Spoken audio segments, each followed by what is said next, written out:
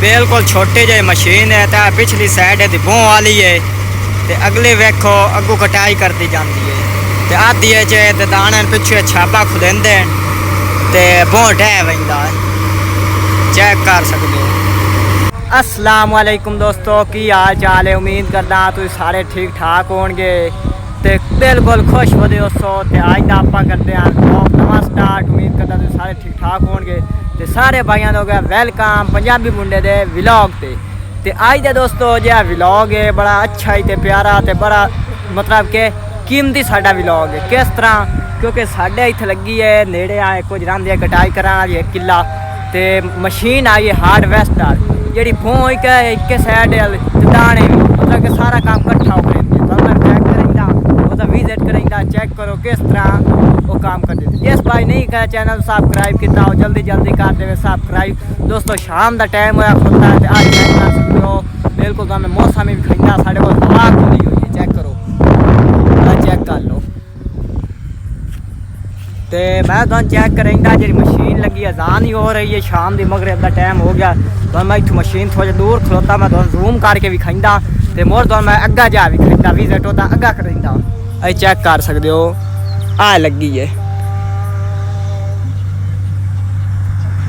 अ तो थोड़ी जी दोस्तों दूर खलोते मैं अग्गा नेड़े जाता मैं तुम उतों भी खाइंदा दी कटाई किस तरह करें दी वधी है। तो मैं दोस्तों जा रहे हैं वेखो मैं बिल्कुल नज़दीक आ गया। मैं दोस्तों इतों भी खाइए चेक कर लो आ सामने तो मशीन लगी है क्योंकि दोस्तों इस टाइम शाम का टाइम आई तो मैं आख्या दोस्तों विखाया जाए व्लॉग चेक कराई जाए किस तरह कटाई कर रही है या चेक कर लो तो सामने लगी हुई है बिल्कुल बड़ी प्यारी तो सोहनी कटाई करती वधी है चेक करो ना तुम पिछू का ही विजिट करेंदा अग्गा आवन दो आ चेक कर लो आगे एक फेरा लाई गई है हूँ दूसरा लाई आती है अजो साइड का तुम विजिट करेंदा साइड तो वेख लो उत्थे ट्राली ट्रैक्टर खलोता आया सामने चेक कर लो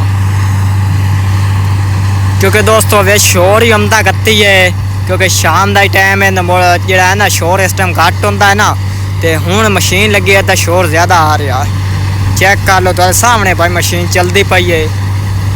वीडियो अच्छी लगे दोस्तों तो चैनल को ज़रूर सब्सक्राइब करना तो वीडियो लाइक करना।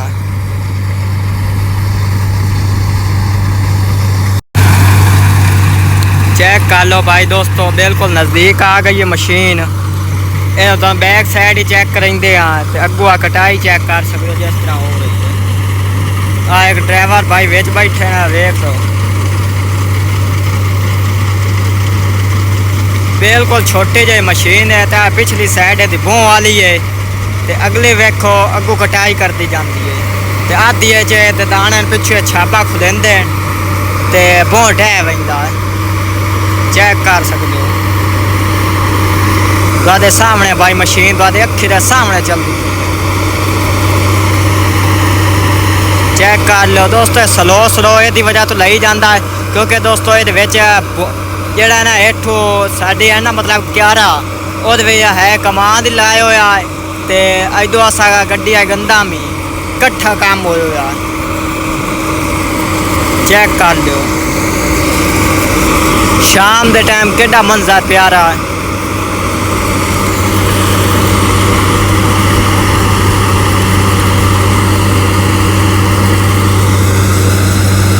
तो उम्मीद करता दोस्तों थानू वीडियो बड़ी अच्छी लगी उससे अच्छी लगी है तो चैनल को जरूर सब्सक्राइब कर दो तो वीडियो लाइक कर दो तो अगर दोस्तों शेयर कर दो। थानू आज का छोटा जैसा व्लॉग बनाया थानू विखा दी है मशीन तो बिल्कुल शाम हो गई है तो विखा देंदा मौसम बिल्कुल दोस्तों शाम हो गई है। ये हार्वेस्टर वाला भाई है उस लाइटा बाल लिया तो मैं आख्या चलो व्लॉग भी एंड कर दिया क्योंकि ज़्यादा लंबा नहीं बनेंगे। तो जिस भाई ने किया चैनल सब्सक्राइब हो जल्दी जल्दी कर दे सब्सक्राइब तो अपना दोस्तों बहुत सारा रखा ख्याल तो बात मिलते हैं नेक्स्ट वीडियो तक तब दोस्तों करता हूँ अल्लाह हाफिज़।